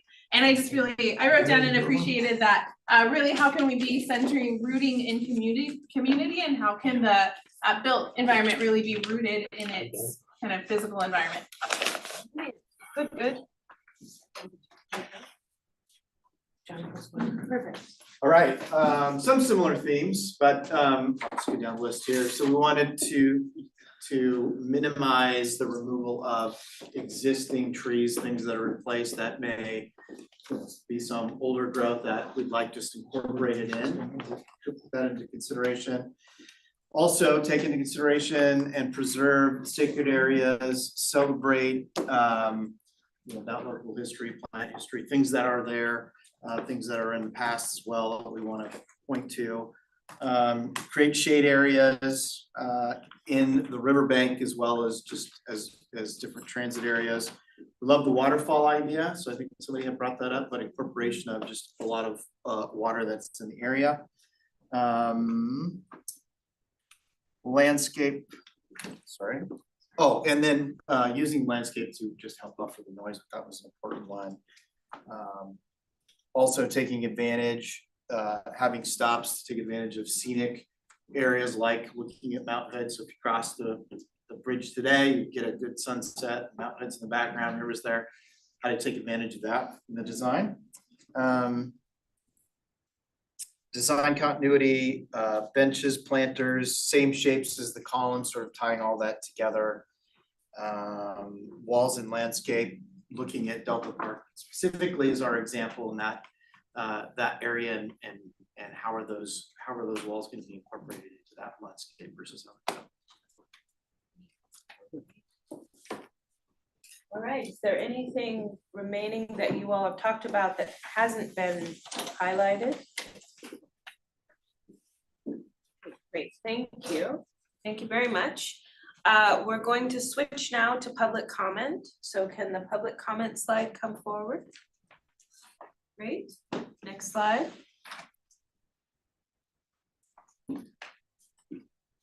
So comment instructions: to make a verbal comment, to make a live comment via phone, dial 1-669-900-6833 or 1-408-638-0968. The meeting ID is 897-7533-8358. Passcode 701942.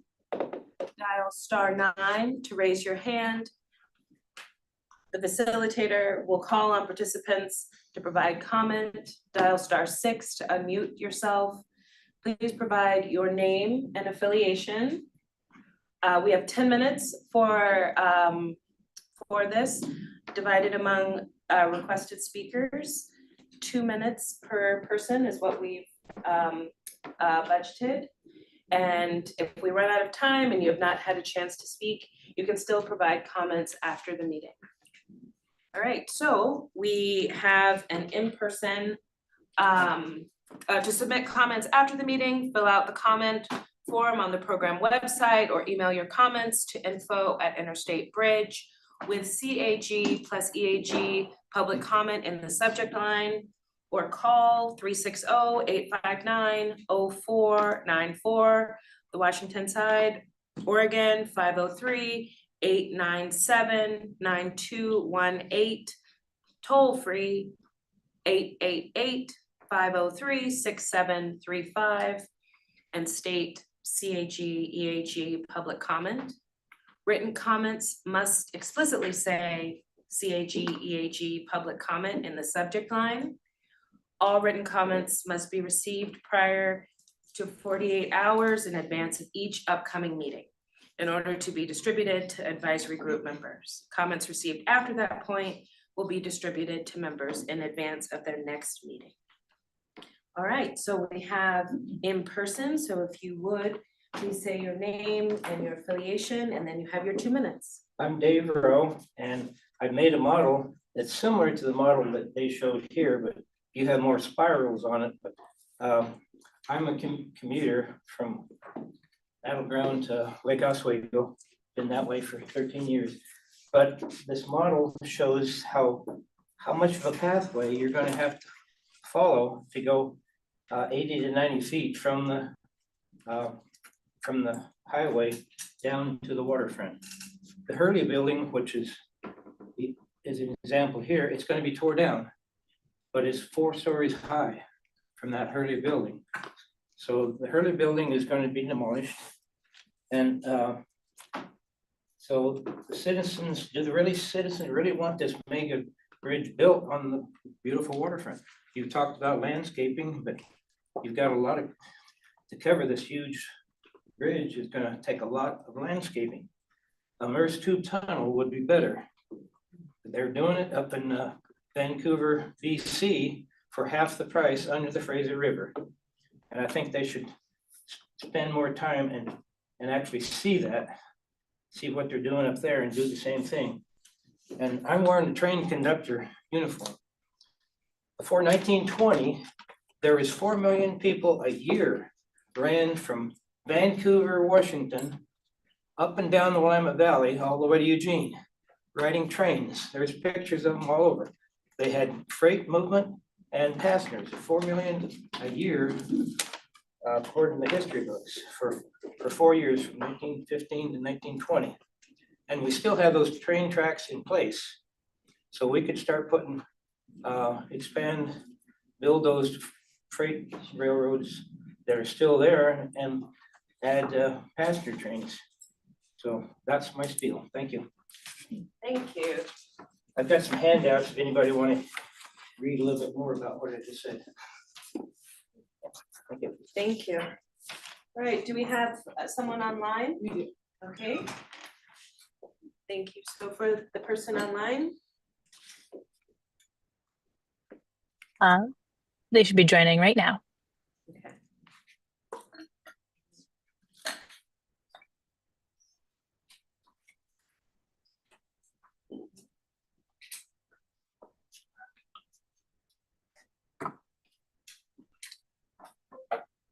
Great, Joshua, if you can hear us, you can begin your comment. Right, there's pictures of I can all hear you. of them. They had great movement and Passcode, 4 million a year, according to history books, for 4 years, 1915 to 1920. You might want to turn off or down the live stream if you have that. I'm sorry, I didn't quite hear that. Expand, build those freight railroads. If you're able to turn down the live stream. And, Okay. passenger Thank trains. you. Yeah. So that's my spiel. Thank you. Thank you. I've got some handouts if anybody want to read a little bit more about what I just said. It's you. All right, do we have someone online? Okay. And we're ready for you to begin. Right. Hello, everybody. My name is Joshua Landry. I live here on beautiful Hayden Island. I belong to JBMI, Jansen Beach Mortgage. Our good part of our mortgage is going to be demolished by the light rail. So we're a little less enthusiastic about that, obviously. I don't want to lose my home, as do my neighbors, or the disruption it will happen to our homes. Yeah, I'm just looking at these design elements. I live really close to the bridge. I can see it. It's just the pictures of some of the things I've saved are just kind of ugly, boxy. They're kind of gross, honestly. It feels more like a prison, and I just don't see a lot of community involvement with Hayden Island in particular. We're on being very highly affected by this, and it seems like we've been closed out of these proceedings before. And I've tried to visit these meetings, and I'm given a heads up like an hour before, and I've missed them before. I've been locked out the last minute. It's really frustrating trying to get myself heard, my neighbors heard, and trying to represent them and trying to make these meetings. Yeah, and diversionary tolling is going to destroy our economy. Like, at first, do no harm. I mean, could put a bridge up, but ultimately this is about light rail and about House Bill 1491, which grants huge tax breaks within half a mile of light rail, which conveniently encompasses the waterfront project. So we're going to lose our homes so developers can get a huge 20-year tax break and 50% of local impact fees. That doesn't seem fair, and it feels like our representatives have failed us in insulating us and protecting us. You know, I've also been following sort of the House bill I'm running out of time here, so thank you for your time. Have a good day. Thank you. Thank you. Do we have another public comment? No? All right, so we'll move to close. Yeah. So thank you, Joshua. Thank you for coming, and I invite people to come up and look at the model and ask questions. And ask questions. But we'll also scan what you've shared with us and share that with the group. All right, so Paige. Yeah, hi, I'm Paige Schlup again, I'm the Assistant Program Administrator. Really want to thank you all for being here and taking the time. It's a lot out of your lives. I'm always amazed that all of you do. It really does matter to the program. They should be joining right now. Oh, sorry. It's a delay. Oh, it's really important to us that we hear and have this information. So we really appreciate all the hours you've all put in. I want to thank Tom and Ariana, who traveled from far to join us for the great presentations, along with Sam and Morgan. Morgan is working on an amazing drawing right now. I wish you could all see it, but she's got an incredible sketchbook right there. Just doodling. Very different from my doodles, but you are all doing a fantastic job. Lauren, Fabiola, thanks for facilitating. What's next? What's coming next? As the program is moving and growing, we are taking this information, and as Casey and Shilpa noted earlier, we're moving those into our procurements, and our architectural standards. So we are taking feedback from different groups. We met with regional leaders yesterday. We're meeting with you all today, and we're going to continue to use that information to help influence and make this program better. These things are very important to me. I started in transit, working on station finishes and art incorporation on our program.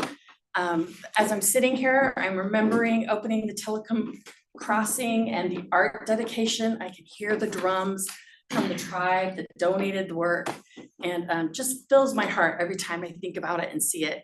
And we do these incredible feats of engineering where we figure out footings in the middle of one of the biggest rivers in the country, and median spacing and all these other things. And in the end, what people really care about is the paint color.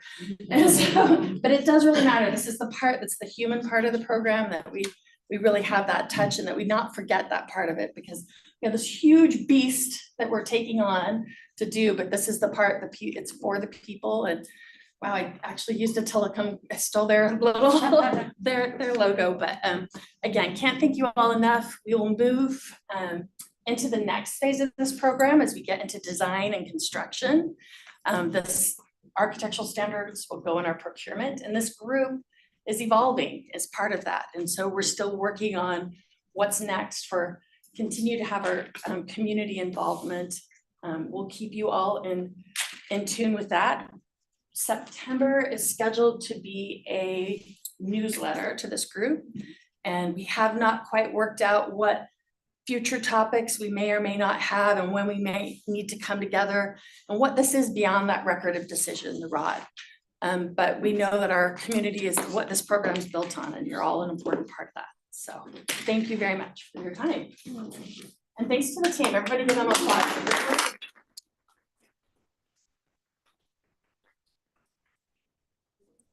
So for those that are online, we know we had some of our members that transitioned to their cars to make it to the next thing. We appreciate you taking this many hours, and we're looking for your feedback on how we can continue to connect and improve. So thanks everyone for being here. We're going to shut down our live stream.